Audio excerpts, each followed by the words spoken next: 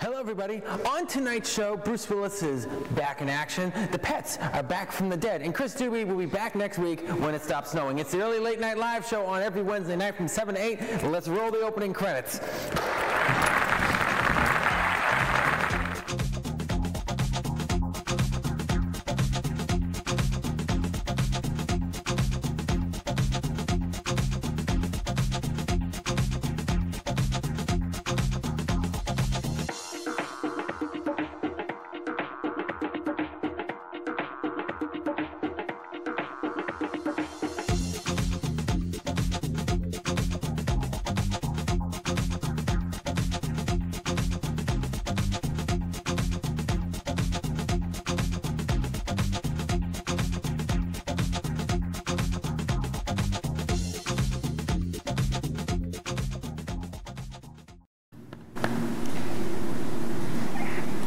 Good evening, everybody. My name is Terry Trainer, and welcome to the Early Late Night Live show. We are on every Wednesday night from 7 to 8, and we interview guests of all sorts: actors, filmmakers, directors, musicians, comedians, but no photographers. Why? Because so. All right. Also, we were supposed to have Chris Dubey this week, and unfortunately he couldn't make it, but he'll be back next week. This is a live show, and as you guys may know, it snowed, and it snows a lot where he comes from. But we do have a special guest tonight. We're very happy. He came in at the last minute to fill us in and help us out. And sitting with me always is my sister KJ. Hi. You can say hi. There we go. Okay. Oh, right, hi. Yes. And Mitch, back from the dead. How you feeling? Half dead. Half dead? Right. Yeah. You're getting back here. Yeah, it's still stuffy, but otherwise it's good. Yeah. And of course, the man behind the machine, whose face we cannot show due to contractual issues, Bobby Trickett. How you doing? Wonderful. Yeah, you were gone. You were you were out of the country, correct? Yes, I was. Did you have a good time? I did. I ate a lot of food, too much bread. Well, yeah, you went to Italy. It's bread and oil. That's everything over there, which is awesome. I love it. Yeah, sounds like it. Okay, I just want to say a quick hi to everyone on the Facebook Live. I'm Chris Dubey. Sadly, can't make it, Chris Dubey, but he will be back. We're still trying to figure that out. We're still trying to figure that out. Yes, he is saving people's lives up in Berlin, New Hampshire. Our dear Chris Dubey. Oh, well, thank you for your service, Chris. Yeah, thank you. Yes. So he said he blew it. Not yet. You can come back. Adam Newman is in the Facebook Live room. Carrick Moe is in the Facebook Live room, and she's coming on February 6th. Oh, yeah. Yes. So stick around for that. Great to have Kara back. And also, Bob Turnjo says it's a good evening. Pizza, beer, and the Early Late Night Live show. I like that. Right. Yeah, that's really cool. Who else we got? We got Bobby. Bobby, why are you in the Facebook Live room, Bobby? You're supposed to be working. What's wrong with you? All right. Kara Moe says she can't wait. I can't wait to have you back on the show. I do want to apologize. And right before we went live, Mitch looked at me and he did one of, like, what's up with the way that I dress? No, yeah, that's sort of. Yes, all right. I wanted to make sure you were aware you were casual tonight. Yes, I typically wear a sports jacket on the show. Last week I actually had a waistcoat and a sports jacket, which I was pretty happy about. But this week there's a very good explanation for the reasons why I'm not wearing a sports jacket tonight. You forgot? Yep. Yep, that is right there. I forgot my jacket, and I couldn't get back to my apartment on time in order to get it. So what do you think of that, Bobby? It's a nice plan, but come on. Yeah, I know. It's 2019. I know.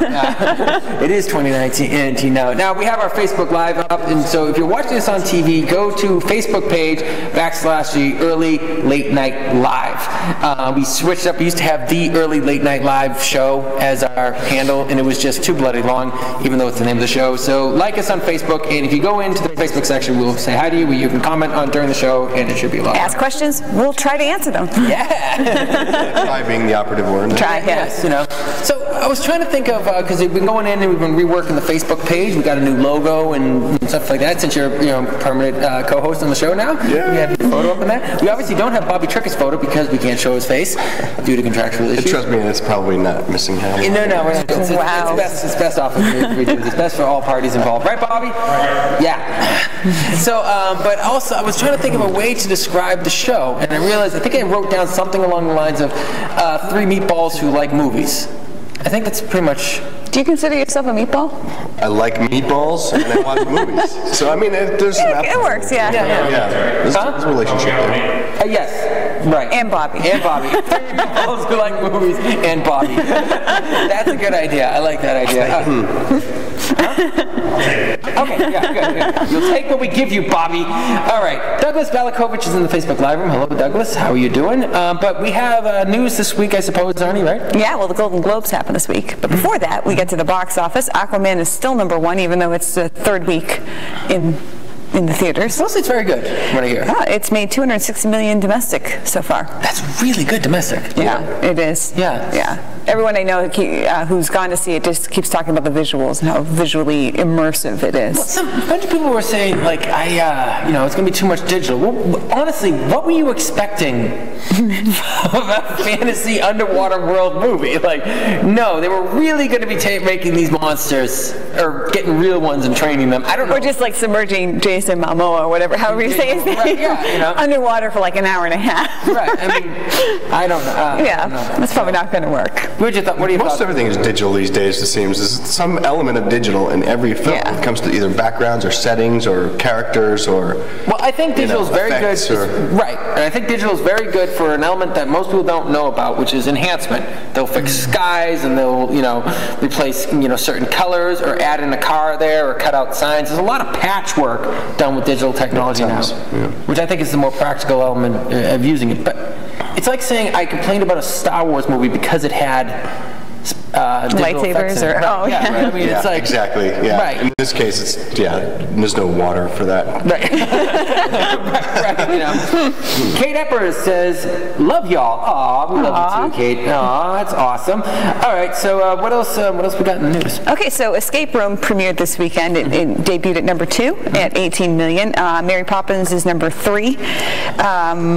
And Bumblebee is #4. But the interesting thing is Bohemian Rhapsody is #11 in the box office. On the list. You can't kill Bohemian Rhapsody. Right. And it probably just got a bump with regards to the Globes and the results from that as well. True. So I didn't realize it was still in theaters. Yeah, it is. Holmes and Watson debuted too. It had a $42 million budget. It's in its 2nd weekend. It made $28 million so far, and it's getting its butt kicked in the reviews. Really bad reviews, yeah. Very, very bad reviews. There's already videos out why this movie is not good. I think it was kind of obvious from the trailer. I still wanted to see it, but I don't know what was, Douglas Balakovich said movie was so good. Which movie? Because we were just talking about Holmes and Watson, so we're curious which movie. Yeah, which one, Doug? Let us know which to watch. Yeah, but you're about to say something, Mitch. Did I interrupt you? no, Okay. oddly enough, I wasn't. For once I didn't interrupt you? This is rather strange. It's just become an instinct for you to ask. So it is in the Golden Globes you were talking about with... Oh, right. So the Golden Globes happened last weekend.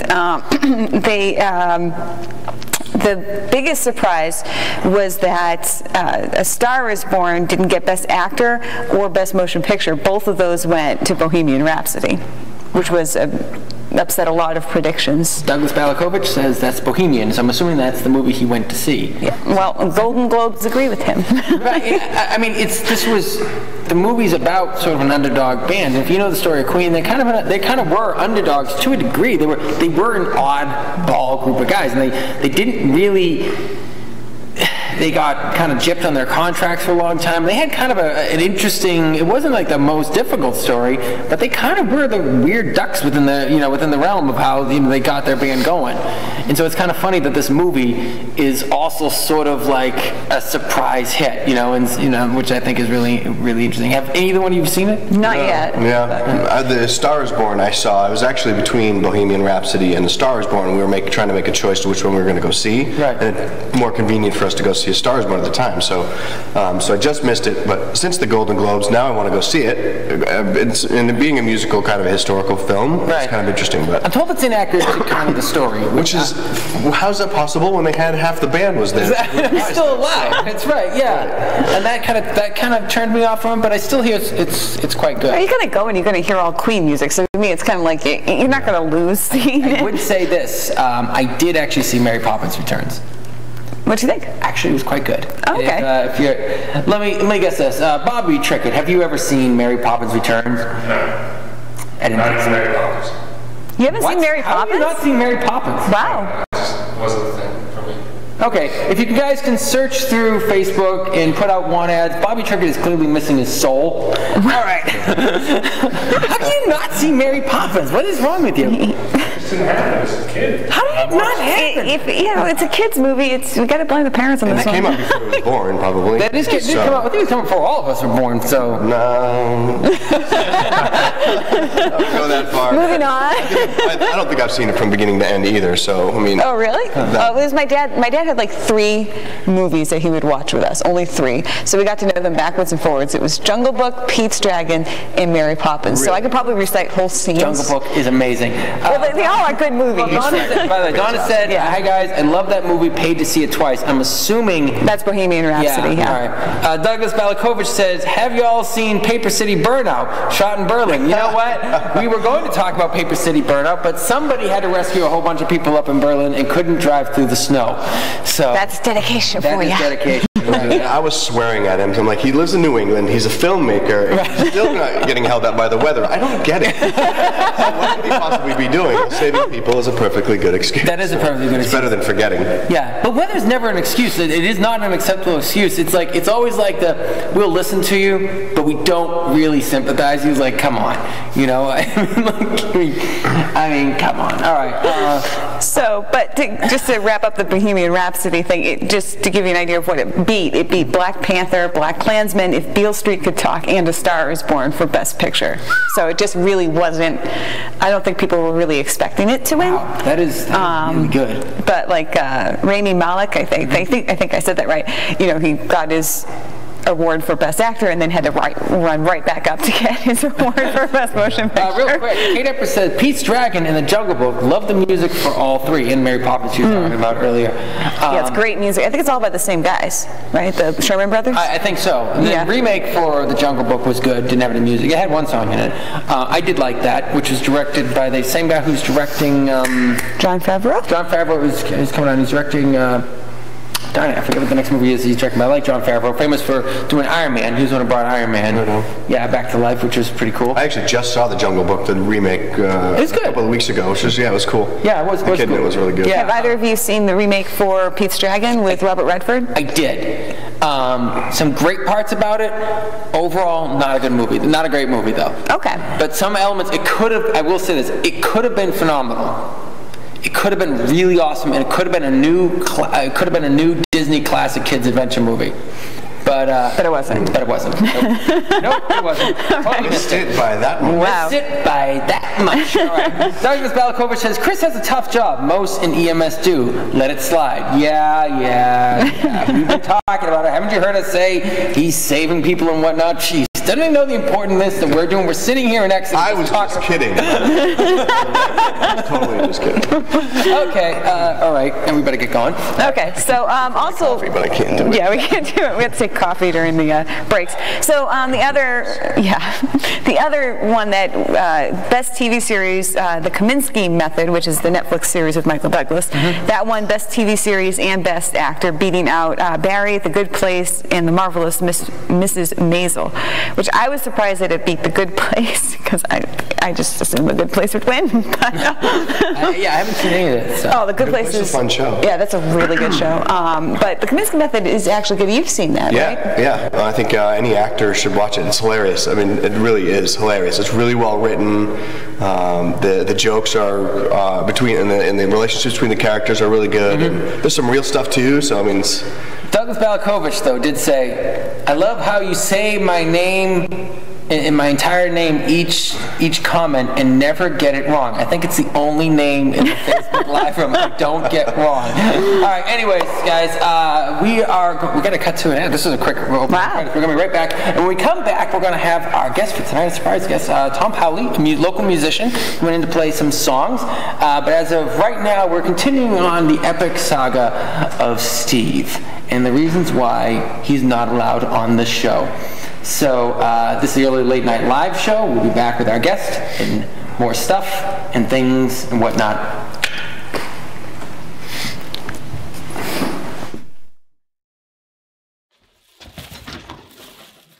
Hi, Terry. Hi, Steve. You still got that late night show on Wednesday nights at 7 o'clock? Yeah, I do, on the Early Late Night Live show Facebook page. The one with the guests? Yeah, that show.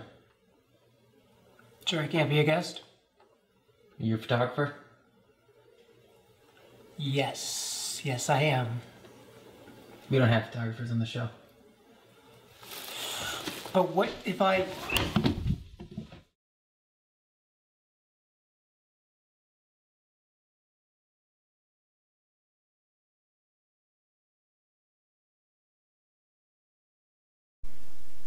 And you're back. It's the Early Late Night Live Show on every Wednesday night from 7 to 8. And last time I totally forgot to say that we're on our Facebook page, the Early Late Night Live Show Facebook page, and Exeter Public Access Channel 98, which I totally forgot to mention. And I'm going to introduce our guests for tonight, Tom Powley. Hello, Tom. Well, hello. How are you? Good. How are you? Thank you for coming in at the last minute. Yeah, you know, it worked out really well for me. Yeah. I'm in town, so it was just great. Yeah, I was trying to say how to introduce you because you're obviously our Mitch, but we did. I called and left. We're really close, right? Super close, man. Yeah.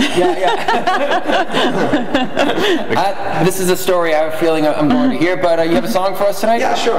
All right. What's the name? Seal It With Blood. Oh, okay. Oh, take it away. Tired and worn, I weather the storm, searching for you. I thought in my mind you'd be easy to find. Looking at you. The journey's been long, the valleys and the storms. My hardships are through,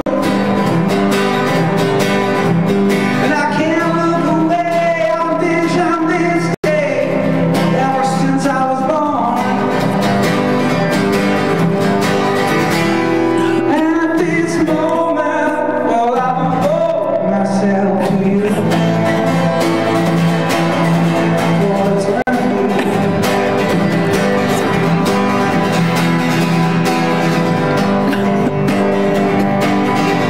Well, I come here alone and I give all I own. I surrender my soul to you. The softness of the voice cemented my choice. I'll surrender to you. Now don't you go trade my heart for space, 'cause I've been riddled with blues. And if you should lie, you relinquish this prize. Will be the last thing you ever do. At this moment, well, I devote myself to you. For eternity. For eternity.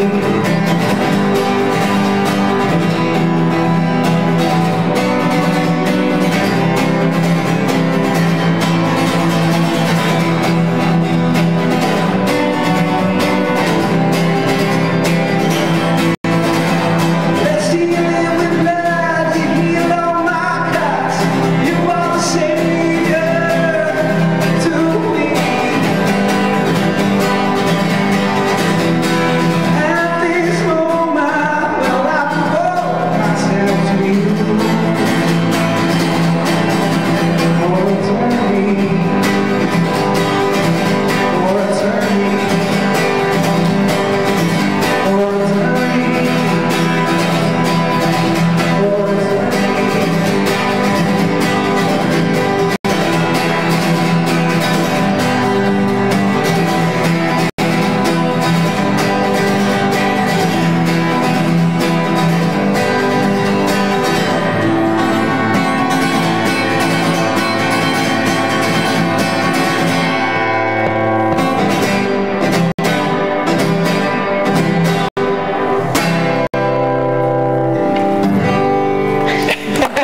You had so many fake endings on that. I was just about to say that's really good. That's it. That's Tom. That's Maybe cut it short. yeah. Oh, okay. All right. So, how you doing, Tom? I'm good. So, who are you, Tom? I never met you before tonight. So, So I've been living in town since 2001. Okay, I teach in town at the middle school here and also at the academy in the summer. And 3 kids. The wife, she lives in town as well, obviously. That's good. That's true these days.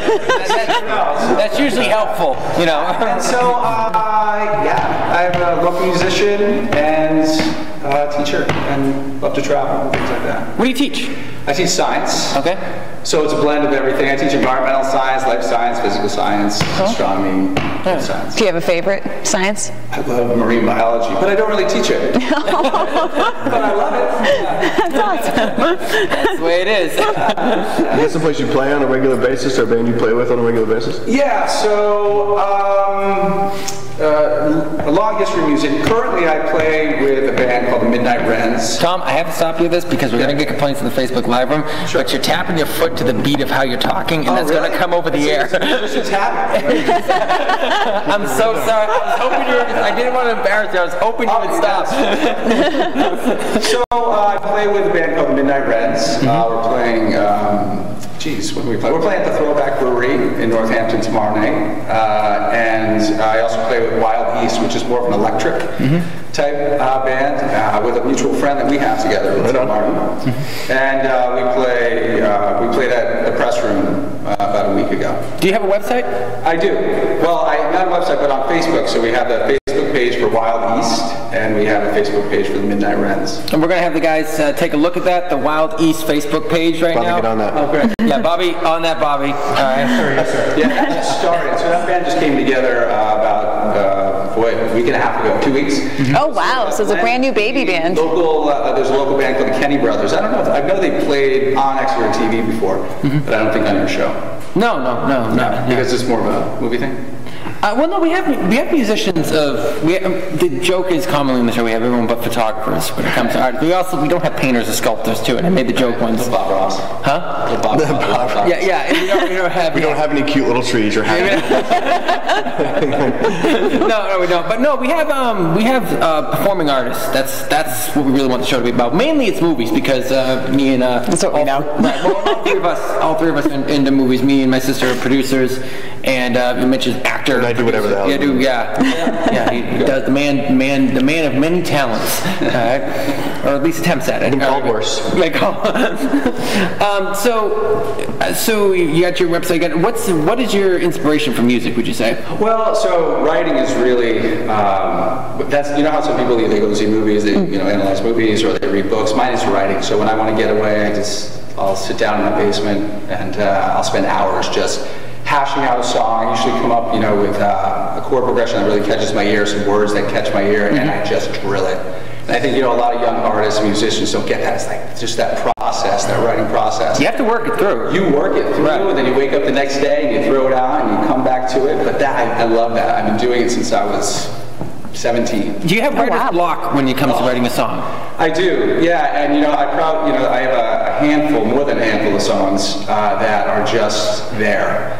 And they've been there for years, and I try to bring them out, and I show them to people, and then, they're staring at you, taunting you. There's something good there, but I just can't get it out of them. Yeah, but I know that when I'm having that block period that I have to, you just got to keep playing. You got to play through it, because it's usually you're in that plateau of getting to that next level of writing or musicianship, if you're, practicing the scales on your guitar or whatever. You just have to play through it. Because if you just give up, then you're not going to get through it. Well, when I was writing a long time ago, I've been writing scripts for a very long time, and I remember I was working on one, and I got blocked, and I looked up how do people get out of, writer's block, and best advice was start writing. Yeah. And that's what it is. You have to just, when people talk about working for the art, a lot of times they don't really get that's the work. Yeah. When you don't want to do it, but you need to see this, you need to get it done. Yeah, it's a battle. It's a battle. And when you get that one song or that one written piece, you just know it too. Yeah. And then when you sing it out live and you see people reacting to it, it's magic. It's great. Yeah. Do you have a question, Mitch? Again, I always overrun Mitch. He's only been hosting for a little bit, and we're still getting used to sort of how, he's getting used to the fact I talk more than everybody else. I think I picked up on that. Yeah, okay. If it wasn't for him, we wouldn't be here, so... Shut up, Bobby. No one's talking to you. Do you have a question for Mitch? Oh, no. I do. I really like the song. I wanted to say that I really like the song. It was a great pace, really upbeat. And I didn't get the whole multiple trick endings there. Well, it's great with a live band. usually I have someone like soloing over different parts, so I have to always like rework it and for this kind of setting. Is that your kind of favorite pace to kind of your in terms of music, or you like to do the ballads or anything like that? Ballads, I like that. I like fast. I listen to and play many different types of music. You know, I like everything from rap to R&B to jazz to. Jennifer Thomas says Tom Powley rocks. Oh, thank you. Yeah. You have a fan. All right. Yeah. Jen Willette. Yeah. So I know her because I used to play in a band in college. It was Percy Hill was this jam band. You know, back when the jam bands were big. You know, Fish and all these things. So and that's how I know our mutual friend Tim. Yeah, and so that was a lot of hard work. We were up and down the East Coast and you know, living off very limited funds. But I gotta tell you, that was some of the best times. It was some of the most fun times I've ever had. Most creative times too. Well, what would you say if you were to give one bit of advice to aspiring musicians? What would it be? Yeah, you can be your own worst enemy, and you just have to get out there. And you know, it's cliche almost, but don't worry about what people are saying. Don't be self-conscious. If you love it and you enjoy playing it, they're going to sense that, and it's going to come through your music. And to add on to that, listen to as many different artists as you can. Especially when you're in that writer's block period. If you just listen to other people, it's definitely going to click something and inspire you to write something new and different. Who's your favorite artist, would you say? I know that's probably a tough question. Well, it is. You know, Kurt. Well, there's this band, the Wood Brothers. They're a national touring act. You know, so if I go back to when I first started listening to music, it would probably be, geez, back then, Cat Stevens. Yeah. Cat Stevens, really? He was like, you know, before he got really religious and it was before morning has broken. I started writing music. I was an exchange student in France, and I was there. You know, great bread, Bobby. You know. That was Italy he was in. So, right. Yeah. Their neighbors. But anyway, so I had a lot of time to think and write and practice and be introspective. And Cat Stevens just at that time clicked, and it just got me off and running with music. Who's your favorite guitarist? Because I know there's a favorite guitarist. Great question. Like so, favorite guitarist. Gosh, that's always a hard question. Yeah, everyone loves Jerry, but you got you know, Santana. Oh my God, well, Santana's awesome. Trey, and then if you're talking more contemporary people, there's Pat Metheny, there's John Schofield. I mean, there's so many great guitarists out there. Brian Killo, who's a local guy, is a fantastic guitarist. Well, we'll have Brian on the show at some point. You should. Okay, but it's great having you. Would you like to stick around for Trailer Trash? I would love to. Okay, all right. Yes, I don't know if you know much about Trailer Trash, but it's the next thing that's come up. We also have dropped a couple other links. The Midnight Wrens. I don't know if you mentioned the Midnight Wrens. Midnight Wrens. Yep. And the Wood Brothers. We also dropped on that link. Tom. The Wild East. Yeah. Wild East. And you just mentioned Wood Brothers. Yep. And so Tom Powley is our guest for tonight. He's going to be back with us for Trailer Trash, and which is going to be exciting because we're shifting up the show a little bit. And as we've said before, this is our second show of the year back. I think it's our second season of the show, which I'm very happy about. If there's something during the show you guys want to see, or you want to adjust, or you have ideas, I mean, we're open to ideas. We do pay somewhat attention to what it is going on. You know. Why'd you look at me? Somewhat attention because I pay attention. Yeah. All right. I just was gazing. Promise, so you need to pay attention. Okay. All right. Coming up next, we have a clip from our film Not That Guy, which is available now on Amazon Prime. This is a shameless self-promotion right here. Right here. We're going to drop the link to Not That Guy on Amazon Prime in the Facebook live room, and there's going to be a little clip for that. And when we come back, it's going to be Trailer Trash. We'll be reviewing two movies, I believe Glass and Pet Sematary. So if you want to check out the trailers for that, stick around. And if you don't, well, then you're a loser, because it's Bruce Willis, all right? Okay, everybody, I'm going to be right back. I'm just going to sit here awkwardly until the rest of the 30 seconds is up and stare at people and whatnot. The Bruce Willis and the guy who deals with snakes on the plane. Yeah. Boom. Yeah, that's right. That's right. So We'll be right back. All right, now just stay right there. I wouldn't want to have to go shooting you. Freeze! Front! Freeze! Okay, well this couldn't get any worse. Then again. Well, isn't this a predicament? You know, those other cops are gonna be here soon. Yeah. So we better get out of here before Barney Fife gets us. I know you're not gonna shoot the kid. Thank God for that. Shut up, kid. And drop your pistol. What, so you can kill us like those 2 detectives? I didn't kill anyone. I was framed. Oh, yeah? With the history of your old man, why would I even... It's the first time for everything, Jason. You wanna make my new tally?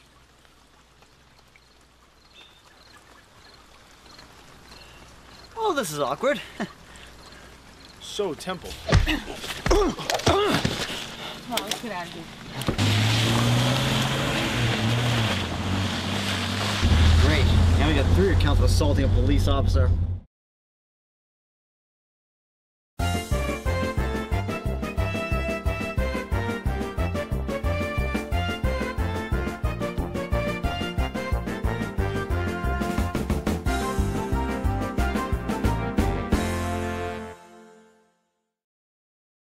It's the early late night live show on every Wednesday night from 7 to 8 on Exeter Public Access Channel 98 and our Facebook page, Early Late Night Live Show Facebook page. Like us, follow us. Right now we're in our favorite segment of the show, Trailer Trash. And the first film we have up, I believe, is Pet Sematary, correct? Yes, it is. Let's roll the trailer for Pet Sematary. Arnie, give us a little breakdown on Pet Sematary. Okay. Give us a meow down. Meow down. All right, so Pet Sematary is a horror film coming out You want to on find something funny? April 5th. And it stars John Lithgow, Jason Clarke, and Emily Simetz, I believe. Is that how you say that? It's directed by Kevin Kolsch and Dennis Widmeyer. I'm sorry, I can't pronounce any of this. And it's based on the Stephen King novel. The summary of it is Louis and Hang on a second. It's a Stephen King thing. Let me guess what the summary of it is, okay? If anyone else wants to jump in here. Something horrible happens in a New England town and little kids get killed. Right! Actually, I don't think any little kids get killed in this one. I'm not sure of it. Right. Anyway, so a family moves to a small New England town, and they hear about an eerie pet cemetery located near their home. Once their cat dies, they bury it in this pet cemetery, which is definitely not as it seems. And as one of the locals says, sometimes dead is better. What's with the spelling? I think it's meant to be like what the kids wrote. They didn't realize cemetery was spelled with a C. There's some secret meaning there. No, I know. I thought about that too, but then I realized that's probably how I would spell it if I was this age. All right, Bobby, what are your thoughts on this trailer? This is why I'm a dog person. Nice cat count, yeah. Yeah, there's definitely a creepy cat in it. Mitch, your thoughts on this? Meow. Meow. Meow. Don't know how you feeling about this. I like Stephen King. I like his stuff in general, but and I'm not a huge horror film fan. But him being local is cool. Pet Sematary is a classic, but there wasn't a movie made of this before, right? I think there was from. There's like a TV movie. There was maybe, yeah, was it? Okay. There was. Bobby, can you look up whether or not there was actually a Pet Sematary movie in the past? Absolutely. What? Thank you. John Lithgow's been around forever, so. Yeah. That's true. God, I thought he'd be in the cemetery. 1980. Can any of you guys do an 1989. I have to work on it. Yeah. It's a tough one. Yeah. I'll probably have. All I can think of is him in Third Rock from the Sun going, "Oh my God, I'm gorgeous." Carrick Mo says yes, there was an older movie. Well, it was an old. Sorry. No, sorry. Go ahead. 1989. 1989. Yeah, Okay. I'm pretty sure there was somebody I knew in that film. I'm just looking it up now. Well, John Lithgow's in this movie. Yeah, John Lithgow's in this one, but there was another one. Okay, all right. But what are your thoughts on? You saw the trailer before we played. Well, I thought it definitely felt like a New England town. I thought it looked like Newfields, as a matter of fact. Creepy. Usually there's sleepy. There was. It usually has like weird puppets or things, or walking around. So you have the kids with masks. That is definitely a scary. Not a family-friendly movie. I wouldn't go see it, I don't think. A little too close to home. Yeah, too close to home. We got 2 dogs, a bunch of fish. 2 gerbils that I don't know where they came from. Imagine if the gerbils came back, like deadly gerbils. That would be amazing. Yeah, gerbils where I don't know But where I'm they are. not a scary movie guy, but I would go. Yeah, I'd probably check it out. Just back, but. So there was a guy that I knew in the old one. It was Fred Gwynn, who played played John Lithgow's role. You guys probably know him as Herman Munster. Oh, really? Yeah. So Munster. young So monster. apparently when you make a Stephen King movie, it's important to hire a guy from a comedy sitcom series to play the creepy guy. Larger than life character, you know, with bombastic With a big forehead, a big forehead to play a serious character in this. What are your thoughts on this trailer? I honestly wasn't that impressed by it. I know the basic outline of the story. I felt like it didn't really tell you much about what was going on, and I wasn't really scared. You know, I looked at this trailer and I thought there's a couple of good jump points when the truck drives by in the trailer. That was good. That was good. Yeah. And you know the part I liked the most was seeing the trees blowing. Yes. And it's like, I grew up on that type of street where the trucks are so close to the trees when they go down the road that like it just blew the whole forest. And that was like, it reminded me of being a kid. It reminded me of those quiet summer days when you almost think you get lost out in the woods and you think about all these things. You know, as a kid, I had seriously probably mental problems. But anyways, that, you know, and so there was a lot of things in it that I thought this movie could be really good. It's probably not going to be though. That's how I felt about this trailer. So, anyways, we're going to move on to the rating. That's my thought. I will say the tree thing kind of reminded me of The Happening, M. Night Shyamalan's movie. Did you watch that with Mark Wahlberg? No. Anybody see that? It's the most terrifying movie about trees I've ever seen in my whole life. And the critics said it was bad, but I was scared. It's Mark Wahlberg, you know. Yeah. It looked really... He was married to Zooey Deschanel, I think. Zoe. Zoe? Zoe. What the hell's the matter? What's her name? Zoe? Oh, I usually can't. Well, I had my classic mispronunciation. Yeah, classic I understand mispronunciation. that. Yeah. I had a crush on Mark Wahlberg, so there's that.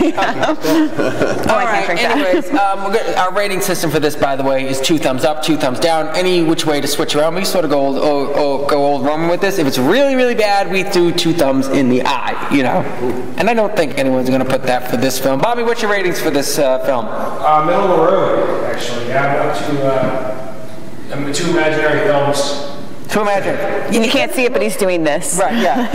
It doesn't look bad. It just doesn't look like great. You know what I mean? But it could be the way the trailer's edited. So I'm with you on that. Ian Lyons in the Facebook Live room. Hello, Ian Lyons. Let us know what you guys think. If you guys are in the Facebook Live room, by the way, and you want to vote on the trailer, feel free to.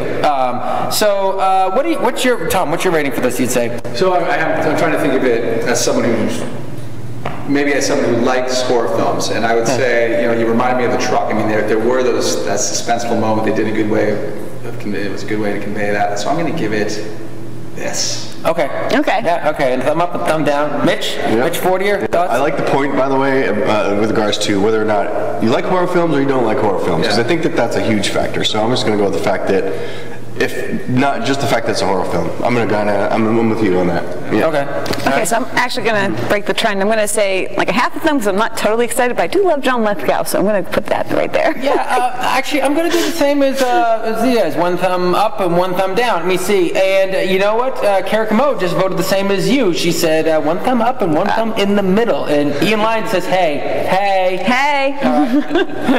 I mean, Bob Turanjo says... 2 thumbs up. 2 thumbs up. No, 2 thumbs up, or is that 1 thumb sideways he's trying to do? Because it looks like a finger being pointed. I think that's what he's doing. 1 thumb up and 1 thumb in the middle. Or maybe that's like he's miming shooting the cat. Right, yeah. It's like 1 thumb up. It's a bad movie. And then it shoots, another thumb. Okay. All right, let's go on to the next trailer, Glass. Let's roll that trailer. Honey, go ahead. Okay, so Glass is... really quick, sorry. Ian Lyons just said thumbs up, looks better than the weak original. Okay. All right, yeah. Moving on to the next trailer now, Glass. All right, so Glass. This is a drama, mystery, sci-fi film, according to IMDb. It's coming out on the 18th of January. It stars, James McAvoy, Bruce Willis, Samuel L. Jackson, and Sarah Paulson. It's directed by M. Night Shyamalan. Yes, I said it right. You like this guy. It's Shyamalan. It has an N at the end.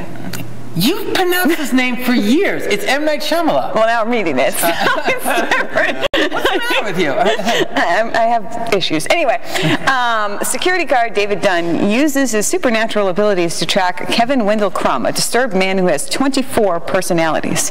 So this is a sequel to Unbreakable, which was the Bruce Willis movie that came out in the early 2000s, I think. Yep. And Split, which came out, I think, 2 years ago. So this is the end of the trilogy, then, So he did actually make a trilogy, just no one knew that it was going to happen. And I did want to see Split, actually. And I wanted to see Split when I found out Bruce Willis was at the end of it. I'm like, oh my god, it's within the same world. Yeah. And now, because of this movie, I definitely want to go back and see Split. Really quick, Seth Wales says, what the heck? Mitch and Tom on the same broadcast. And people from Berlin, a town I spent, I gotta scroll, there's comments, I can't read it. People are getting excited. Right, yeah. A town I spent way too much time in with my college roommate who was from there. I gotta watch this for a while. Okay. Yes, you do, Seth. You do. Yes, you do. Right, yeah. I went to school with Seth. We were in the same town when I was in high school. Oh, okay. Yeah, cool.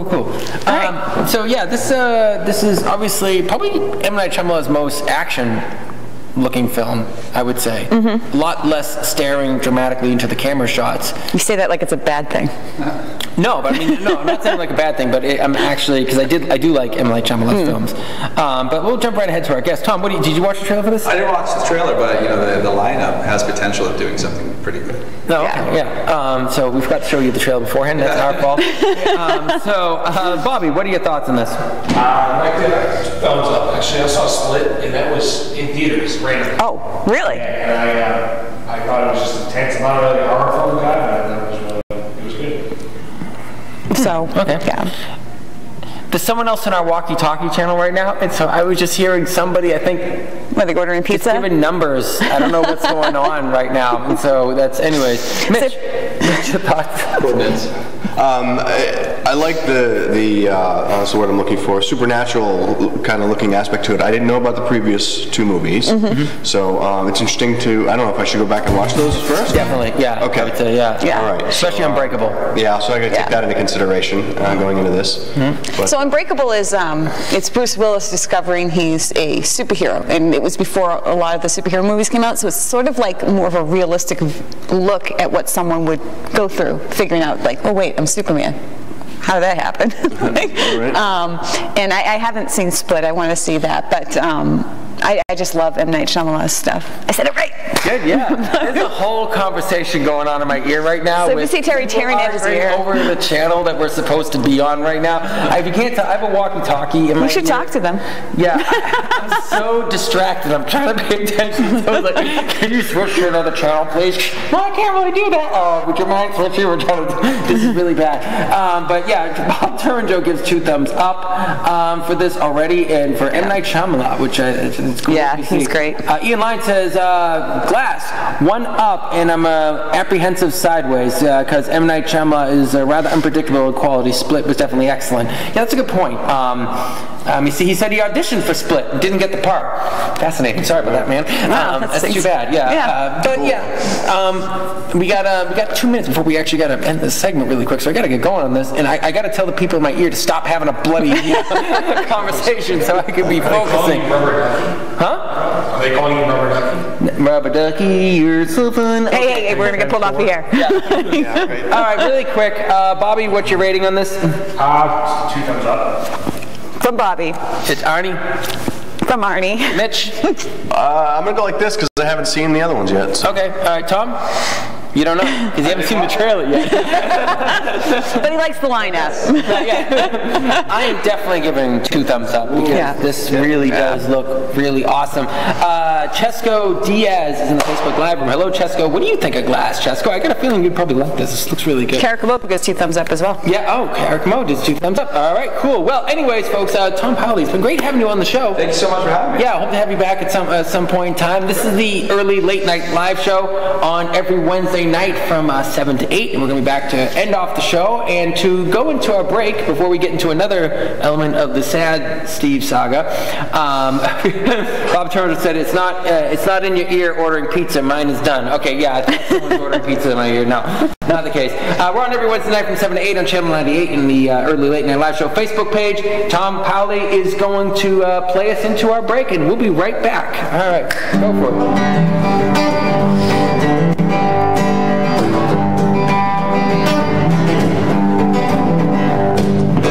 Georgia, hey, where you been? I'm looking for a friend that I can laugh with and tighten up my strings. You know I love to hear you sing.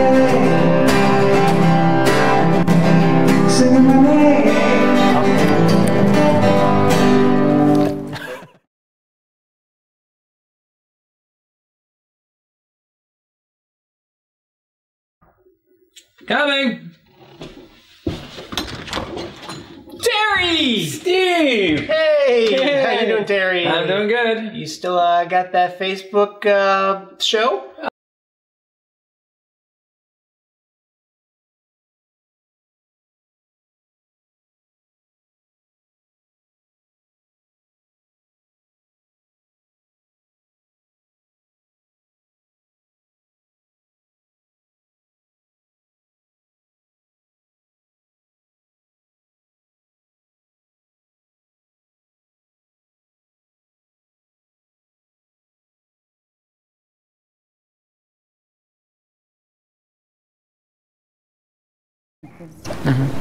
I kind of went through everything Downey gave me, so. All right, and you're back. It's the Early Late Night Live Show on every Wednesday night from 7 to 8 on Channel 98 and our Facebook page, the Early Late Night Live Show Facebook page. We apologize, we had a little bit of a glitch with the video that we played before, but we will get that sorted out. And so anyways, Mitch Forty, I believe you have some news for us. I do, actually, some local news. So the New Hampshire Film Bureau, which is a pretty big and important element to the New Hampshire film community, has created a blog. So they, as of October, and one of the first pieces of news that they put out, actually a good friend of mine, Christine Alton, has become the first CEO, if you will, or the chairperson for the Women in Film and Video of New England. Really? So stuff happening there at New Hampshire Film Bureau and the blog, which I think will be fun to watch and follow for news and cast and crew opportunities and things like that too. She's a local filmmaker. She is. Yeah. And an awarded filmmaker. She's done a couple of different things. She made a romance, I think, in this area, didn't she? Yeah. Was it romance? Is it a romance? A romance film. Yeah, it's a romance type film. I'm trying to remember the name of it. All of a sudden I can't, but it's won a couple of awards. It's been through some festivals and stuff, which is good. Wow. So, well, I think I interviewed her in my previous. I had a radio show before this, entertainment radio show. Wouldn't be surprised. She's been around for a little while. Yeah, and I'm pretty sure that I actually had her on the show. Very nice lady. Yeah, we should have her on sometime in the future if we can. Yeah, no, that'd be really, really good. Bob Turner says, "Yay, Christine." Okay, I'm guessing Bob knows her. Bob knows her too. Whoever is on my ear right now, whatever, there's still a bloody conversation going on inside my ear. I'm taking this out right now because this is just driving me nuts. I am not that crazy. I'm not just hearing voices all the time. But it's like hard trying to keep a focus while someone's going, yeah, well, this is what's going on in my ear. It's like, okay, try to focus and not look like I'm going nuts. Right, Bobby? Right. There you go. Bob Turner says, Namaste. Yes, that was the name of the movie. Thank you, Bob. Yeah, thank you, Bob. Thanks, Bob. So, Arnie, any other news for us tonight? Well, Larry Storch turned 96 this week. Larry Storch? Yeah, from F Troop. So I don't know if you're familiar with that show. Yeah, I've seen one or two. Yeah. He played Agar, didn't he? He played Agar, yeah. Okay. Yeah, which is pretty cool. Yeah, I thought so. This is really loud right now, and if you can pick it up on my microphone right now, I apologize. This is just going crazy. I have no idea what the cues are. I don't know when the show is going to end, and I'm just going to have to sit here and keep making things up like as I go along. Like that's any different. It's going to be an endless show. I know. There will be no end. Sorry, everybody. The endless late night live show. That's all we needed was another letter in our acronym. Yeah. Yes, I know. The endless one. That's the funny thing. I've had to go. The name of the show was actually brought up by one of our previous directors, Donna. We had a meeting and we said, hey, how are we going to Channel 3 if you can on your walk. Okay, I was just told to switch to Channel 3 on my walkie-talkie. Totally sorry, folks, for interrupting right now. I'm just going to do this really quick. Arnie, talk to people. Okay, so there are rumors that the Academy Awards won't actually have a host this year. Really? Because they've been having so much trouble finding one because there's so much controversy, and so much... I'll host it. Yeah, Academy, you got your man right here. I'll check out my Facebook page. And I guess while they were introducing the Golden Globes, Sandra Oh, I think it is Sandra Oh. She was talking about how they're actually doing better with hiring diversity. To which Emma Stone, who was in the audience, shouted, "I'm sorry," for being part of that movie where she played a Hawaiian native, and everyone was like, "She's too white to be Hawaiian."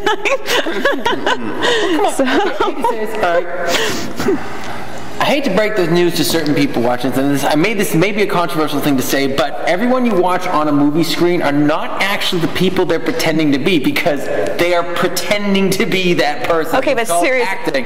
right? But seriously, like, what's the worst cast you've ever seen? Because I actually saw Katharine Hepburn playing a Chinese woman in a movie. It was horrible. She should never play a Chinese woman. There's difference between not well cast in the role, but by the way, you could be playing your race and still not be good in the part. Oh yeah, yeah. You know what I mean? Is every person who put on an accent going to be complaining about what's this Bobby behind me? No, of course he's not. Yeah, all right. Wow. Is every person who's possessed, apparently. Yeah, I know. Yeah. Is every person who's putting on an accent also? Well, they're also fake too. I mean, it's like, I mean, you just would unemploy all British actors to ever work in America. I know, that's all we're hiring nowadays. Yeah, I know. I want to move to England just so I can get hired in America. Well, seriously, that's a big thing, because I know when they were casting Captain America, one of the big thing the director said was, we actually want someone who's American. They actually had to go to bat to hire someone who was American to play Captain America. Which is pretty impressive, though, if you think about that. Robert Downey Jr. playing Sherlock Holmes. And Sherlock Holmes is an icon over in England. That was an English-made movie, English director, English crew, the whole gambit. So the fact that he got cast for it, and I remember there was some controversy until they saw him play the part, and they're like, oh yeah, he's actually really good at this part. Well, you know? Renee, okay, so Renee, thank you, right. that woman. She played in Bridget Jones' Diary. True, right. She's And from Texas. Yeah, and so they said she actually did pretty well, but there was a lot of controversy in England too, because they wanted a real British girl to play the part. Yeah. I mean, here's the thing too. People some of the time. Yeah, we do speak a version of English. Infamously, Bob Turandot says, infamously, Mickey Rooney in Breakfast at Tiffany's. Oh yeah, he played a Japanese guy. It was Johnny Depp as Tonto, or well, not Tonto, but yeah. Right, I think he actually has Native American heritage, though, Johnny Depp. He may, yeah, he very well could, but he got a lot of crap for it. Or at least people were up in arms. You know, and that's, but then you have some guy, It's pretty bad when the 1950s show actually casts it. Because then you have someone like Daniel Day-Lewis who could play a Martian, and everyone be like, that's a real Martian. Like, he really embodied a Martian. I mean, and it's like, you know what? Come on, they're all actors, all right? I know you guys don't want me to bring it up again, but how did they have Benedict Cumberbatch play Kanunian Singh when Kanunian Singh is from India? There we go. Nobody squawked about that because it was Benedict Cumberbatch. Like Khan, all right? That's exactly the same guy. I thought you said from India. He's from India. Is this character from India? Yeah. Shows you how much of a Trekkie I am. I didn't know that. Yeah. That's why they hired Ricardo Montalban to play him in the original show, because they need an Indian guy. You're not much of a Trekkie either. Well, I thought it was from another planet, but no, I love Star Trek. I wouldn't call myself a Trekkie necessarily, but I would go to a convention, truth be told. So yeah, make it so. Yeah. I will. Yeah, whatever. Just What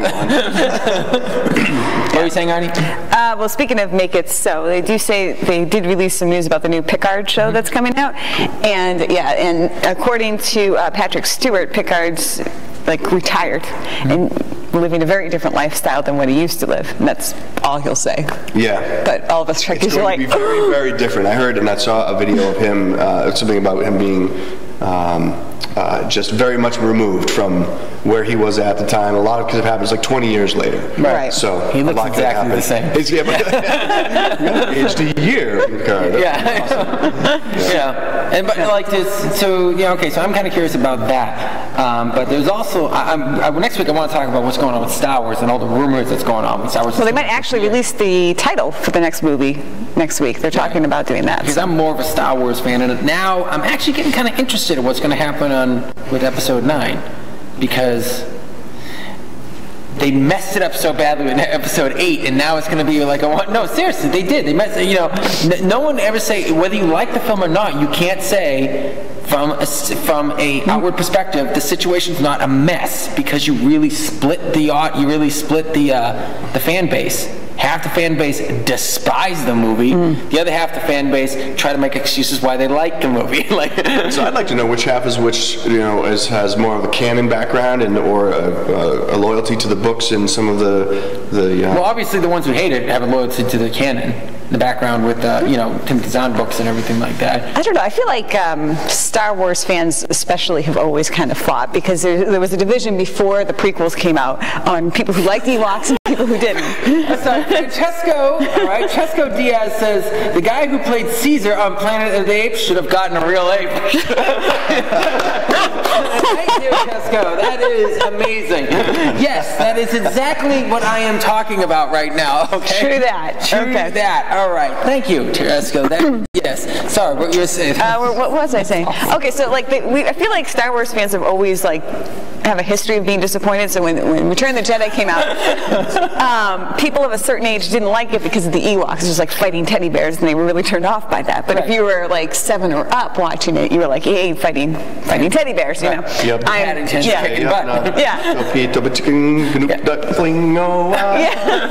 Yeah, I know. I am actually very impressed that you know the song. I'm actually a little disturbed that I remember it. I know you just did that on television. Yep.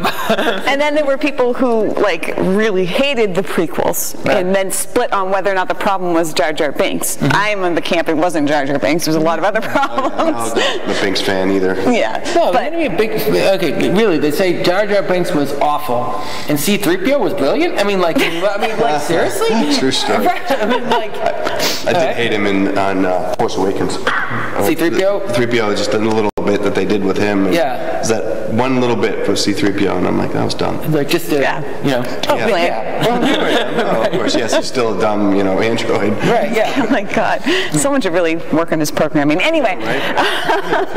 My favorite lines in the whole series is when Han Solo's character, when they're going through the asteroid field and he's doing the calculations of how they're all going to die, and he says, never tell me the odds. And then C-3PO was just screaming, and he just says, shut him up or shut him down. Like, that's just my favorite line in the whole series. I think it's that one line, shut him up or shut him down. So, that's it. That's your favorite line? The whole thing? Yes, Bobby, that's an awesome line. Well, what's your favorite line in this series? Do you have one? I don't really watch Star Wars. Yeah, it's not based on a true story. They didn't get real Jedis to play the part. So you're not allowed to talk about Star Wars if you haven't seen them. Yeah. Just for the record, Wow. Yeah. Are you a Star Trek fan, though? No. Are you any type of sci-fi series fan? I mean, or anything? Are you? I like Star Wars. Okay, either you're a fan. You say you're a fan of Star Wars, all right, or He's a fan.